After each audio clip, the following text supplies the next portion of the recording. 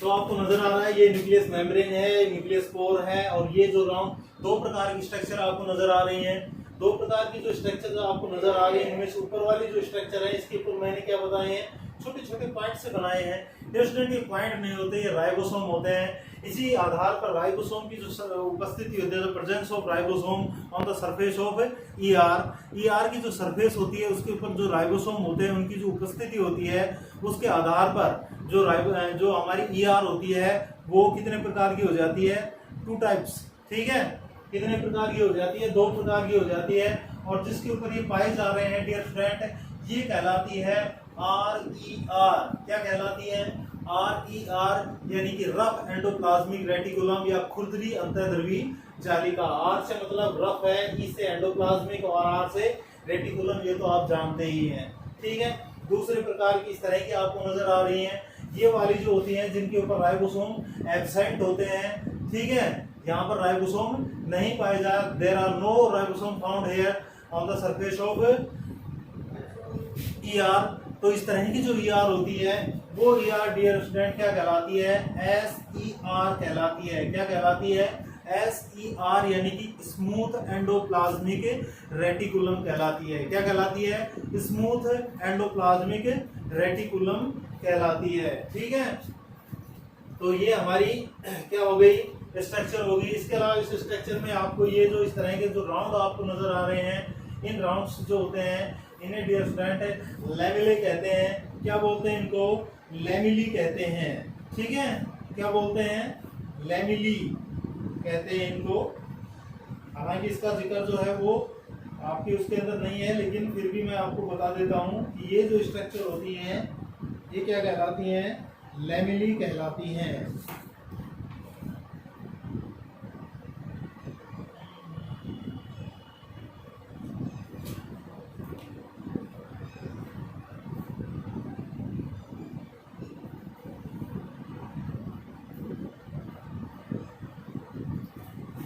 बना लेना इसको अच्छा तरीके से, इनके पूर्ति कर लेना इनको। ये जो बिंदु समान संरचना है ये क्या कहलाती हैं, ये कहलाती हैं राइबोसोम कहलाती हैं ये।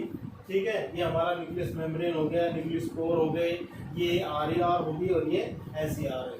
ठीक है, तो इसे आप बिल्कुल स्क्रीनशॉट लेके इसका जब अच्छी तरह से बना लेना, कोई दिक्कत नहीं होगी। Okay, good.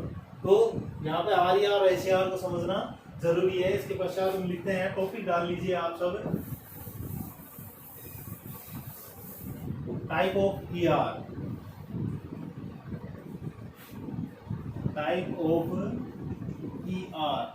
ठीक है, तो बेस क्या है? On the basis of presence of ribosome. ठीक है, on the basis of presence of ribosome ER is of 2 types. कितने प्रकार की होती हैं? 2 प्रकार की होती हैं। नंबर 1, पूरा फुल फॉर्म लिख लेना आप सभी, मैं वैसे ही लिख देता हूँ। कौन सी होती है? RER। पहली RER मतलब रफ, फिर से सुन लीजिए, rough endoplasmic reticulum. Okay, rough endoplasmic reticulum. Okay, तो RER जो होती है वो क्या है, ये मैं आपको अभी बता देता हूँ, बड़ा आसान होता है ये। ठीक है, the endoplasmic reticulum bearing ribosome, the ER bearing क्या धारण करती हैं, राइबोसोम। कहाँ पे? अपनी सरफेस के ऊपर, ribosome on their surface, on their surface. अगर कोई ER है और वो अपनी सरफेस के ऊपर क्या धारण कर रही है, राइबोसोम अगर चिपके हुए उस पे, तो वो क्या कहलाएगी, वो डियर स्टूडेंट क्या कहलाएगी, RER कहलाएगी। ठीक है, क्या कहलाएगी? RER कहलाएगी। इस कॉल्ड RER लिख सकते हैं आप आगे, इज कॉल्ड RER। ठीक है, वो क्या कहलाएगी, वो RER कहलाएगी। ठीक है,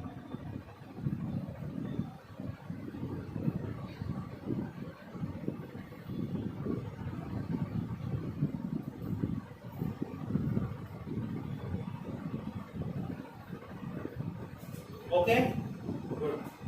अब इसके फंक्शन की अगर बात करें, नीचे की लाइन में आप लिख सकते हैं कि आर ई आर जो होती है वो कार्य करती, क्या काम करती है, R E R act as protein synthesis, ठीक है। किसका काम करती है, R E R act as protein synthesis in cytoplasm. जो साइटोप्लाज्म होता है उसके अंदर किसका कार्य करती है, ये काम करती हैं प्रोटीन सिंथेसिस का, ठीक है। यानी कि प्रोटीन संश्लेषण करने वाली जो सेल्स होती हैं उन सेल्स में ज्यादा मात्रा में क्या पाई जाती है, ये कहें कि वो आर ई आर वहां पर उपस्थित होती हैं। नोट कर लीजिए इसको।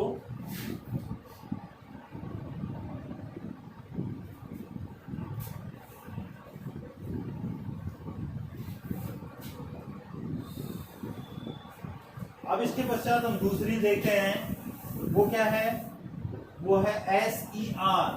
नंबर 2 लिख लेना, क्या है, एस ई आर यानी कि स्मूथ एंडोप्लाज्मिक रेटिकुलम। एस से क्या बन गया, स्मूथ एंडोप्लाज्मिक रेटिकुलम, ठीक है। तो क्या होता है, in the absence of ribosome,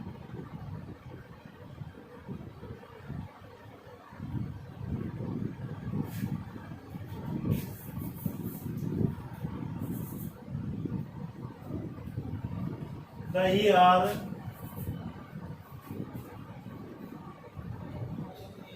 there the ER there not found, the ER there ribosome not found,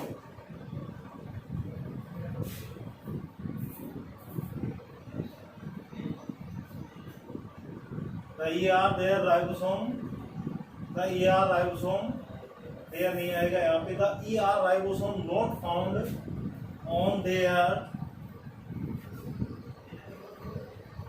surface is called SER। क्या कहलाती है, SER कहलाती है। जो इसकी बाहरी जो सतह होती है उसके ऊपर अगर राइबोसोम नहीं पाए जा रहे हैं तो वो स्मूथ एंडोप्लाज्मिक रेटिकुलम होगी। और अगर इसकी कार्य की अगर हम बात करें तो SER is the major site of, important है बहुत ज्यादा, ये क्वेश्चन बार बार पूछा जाता है, ठीक है। क्या लिखेंगे, SER मेजर साइट यानी कि ऑफ किसके लिए, लिपिड सिंथेसिस के लिए। किसके लिए, लिपिड सिंथेसिस के लिए। इंपॉर्टेंट है, अगर आपसे पूछे कि आरईआर का क्या काम है, प्रोटीन सिंथेसिस का, और एसईआर का क्या काम है, लिपिड सिंथेसिस का, ये ध्यान रखना है। ये बहुत इंपॉर्टेंट लाइन है जो है, इनके दोनों के कार्य, अक्सर कार्य यहाँ से पुटअप किए जाते हैं, ठीक है। और ईआर से कोई इंपॉर्टेंट क्वेश्चन नहीं बनता है। क्वेश्चन बनता है तो सिर्फ यही कि एसईआर और जो आरईआर होती है उनके कार्य जो होते हैं उनसे संबंधित। ओके, आई होप आपको ये चीज समझ में आ रही होगी। तो इनके जो फंक्शन है वो आप अच्छी तरह से याद रखेंगे। गुड, एक्सीलेंट, नोट कर लीजिए इसको।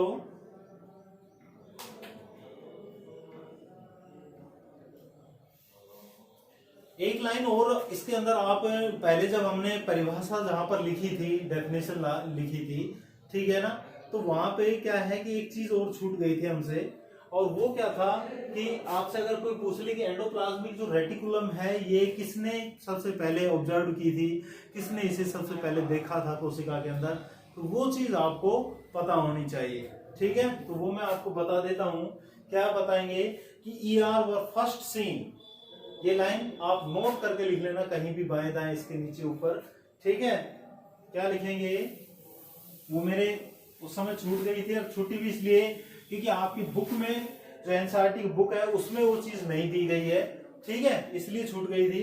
तो ER were first seen ER were